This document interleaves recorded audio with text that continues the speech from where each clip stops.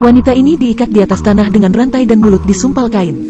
Putus asa, tidak ada orang di sekitar yang mau membantunya, karena orang-orang itu sibuk mengasah pisau mereka, siap menjadikannya sebagai makan malam. Bahan paling enak, tiba-tiba seseorang menyuntikkan sesuatu pada wanita itu. Anestesi, mereka juga mulai memotong tangan dan kaki.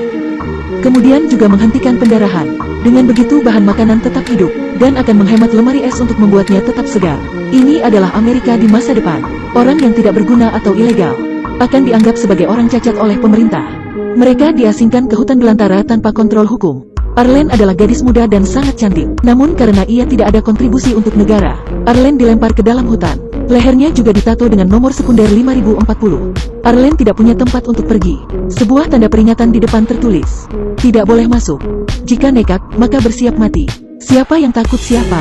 Arlene mengangkat sepanci air lalu berangkat. Setelah berjalan sebentar, dia menemukan mobil yang rusak. Arlene pun masuk ke dalam mobil itu. Sebuah kendaraan bermotor tiba-tiba muncul di belakang. Melihat hal itu, Arlene langsung melarikan diri. Mengapa dia tidak mengendarai mobil itu? Apakah Arlene tidak diberikan kunci mobil? Namun seberapa keras dia berlari, orang-orang itu berhasil menangkapnya. Saat Arlene bangun lagi, dia menemukan dirinya dirantai di atas tanah dan tak bisa bergerak. Lalu tak lama kemudian, kaki dan tangan Arlene dipotong dengan gergaji. Dia sudah sangat putus asa dan pasrah, karena pada akhirnya seluruh tubuhnya akan dimakan. Namun tiba-tiba Arlene mempunyai ide. Saat dia di toilet, Arlene sengaja menyebarkan kotoran ke seluruh tubuhnya. Bibi kanibal yang melihat Arlene penuh kotoran menjadi jijik dengannya. Bibi kanibal melepaskan belenggu Arlene, lalu menyeretnya keluar untuk dicuci. Pada saat itulah, Arlene menggunakan linggis yang tersembunyi di pasir. Ia menyerang kaki bibi kanibal. Lalu dengan cepat, Arlene merangkak dengan panik.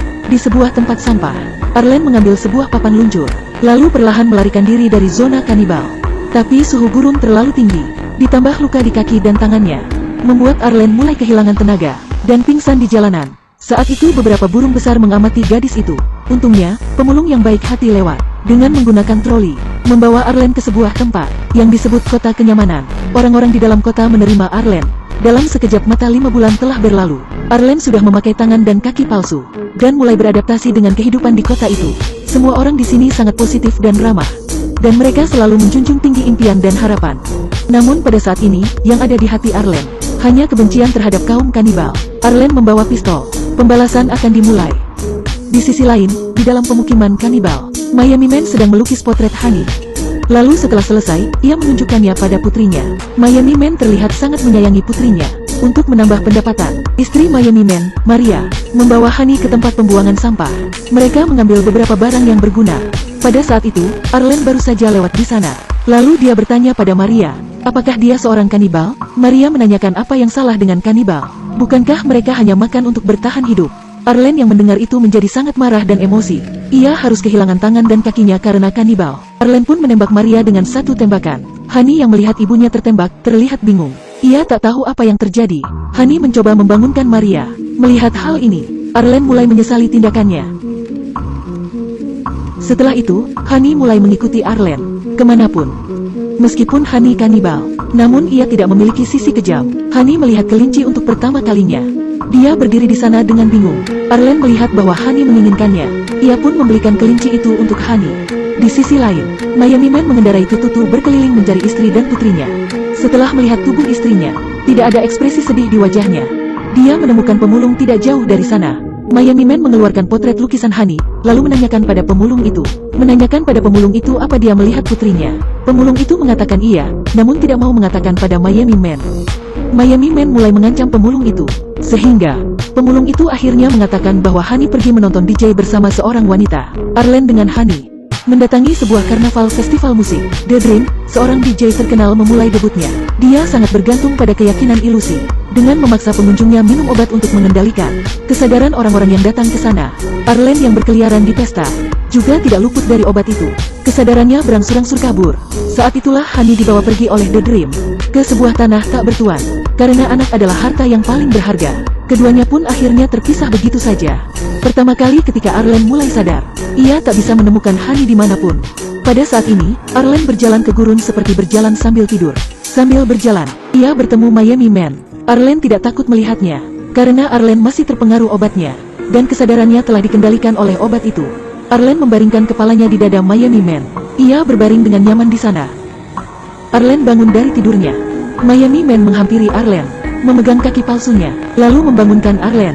Kamu jauh dari zona nyamanmu sekarang. Arlen tidak berani mengatakan apa-apa. Kemudian Miami Man mengeluarkan potret putrinya. Arlen berbohong bahwa dia tidak tahu. Jadi Miami Man memaksanya untuk membantunya mencari Honey. Seorang pria gemuk muncul di jalan. Dia khusus berpatroli dalam gurun. Pria gemuk itu menawarkan bertukar air dan wanita. Di gurun yang panas, air jelas merupakan godaan yang hebat. Miami Man sangat haus sekarang. Jadi dia setuju untuk memberikan Arlen padanya. Tepat setelah Arlen dibawa oleh pria gemuk itu, Miami Man tiba-tiba meletakkan ketel air. Pria gemuk itu jatuh ke tanah. Miami Man memotong tangan pria gemuk itu, lalu melepas lengan pria gemuk itu. Sepertinya Miami Man masih memiliki sedikit belas kasihan. Karena dia ingin air dan wanita, keduanya terus mengendarai sepeda motor mereka. Arlen beralasan ingin pergi buang air kecil. Badai pasir tiba-tiba berhembus. Miami Man dengan tenang mengeluarkan sebuah kain putih, menutup Arlen dan dirinya. Arlen menoleh untuk melihat pria di sebelahnya. Meskipun dia tidak pandai mengekspresikan perasaannya, tapi Arlen tahu Miami Man sepertinya pria yang baik. Memikirkan hal itu, Arlen tidak membencinya lagi. Di malam hari ketika mereka berdua berbicara dengan serius, tiba-tiba seseorang menembak Miami Man. Miami Man tertembak di bahu dan darah mengalir deras. Pria ini berasal dari zona aman. Dia datang untuk menyelamatkan Arlen. Meskipun Arlen tidak terlalu bahagia, tapi Arlen kembali ke zona aman dengan pria itu. Miami Man tertinggal sendirian di gua untuk berjuang sendiri. Arlen yang sudah tiba di zona aman, merasakan perasaannya hampa dan kosong. Arlen sepertinya memiliki perasaan yang berbeda untuk Miami Man. Jadi dia mengambil senjatanya lagi, memutuskan untuk membantu Miami Man menemukan Honey. Dia memegang potret Honey dan bertanya apakah mereka melihat Honey. Namun semua jawaban mereka sama, yaitu sama sekali tidak. Saat Arlen mulai putus asa, tiba-tiba ia melihat Honey dengan seorang wanita hamil. Honey dibawa ke kediaman mewah. Lalu untuk menemukannya Honey, Arlen datang ke sana. Ternyata ini adalah rumah Tuan Jim. Rumah Tuan Jim sangat mewah.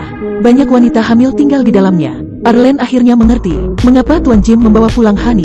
Dia menjadikan Honey sebagai umpan, menjadi alat kesuburannya, untuk lebih dekat dengan Tuan Jim.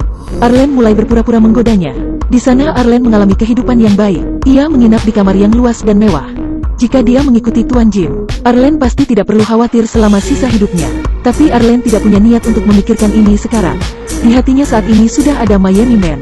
Dia menemukan kesempatan dengan menculik salah satu wanita hamil. Arlen mengancam dengan pistol ke perut wanita itu. Arlen meminta untuk membawa Honey. Namun, membawa Honey pergi dari sana ternyata sama sekali tidak mudah. Honey tidak mau pergi. Namun dengan bujukan, Honey pun mau ikut dengan Arlen. Keduanya pergi ke padang pasir. Setelah semua kerja keras Arlen, dia berhasil menemukan Miami Man. Saat itu, ternyata pemulung sebelumnya muncul lagi, menyelamatkannya. Miami Man melihat Arlen yang dibawa pemulung itu, menjadi sangat marah. Arlen berusaha menjelaskan semuanya, dan berusaha meredakan kemarahan Miami Man dengan sikap tenang. Dan Arlen mengambil inisiatif untuk memegang tangannya. Miami Man tidak menolak. Keduanya saling menatap satu sama lain. Miami Man jatuh cinta pada Arlen. Selama ini orang yang dia cintai hanya putrinya. Namun sejak saat itu, Arlen juga dicintainya. Pemburu hutan belantara jatuh cinta dengan mangsanya.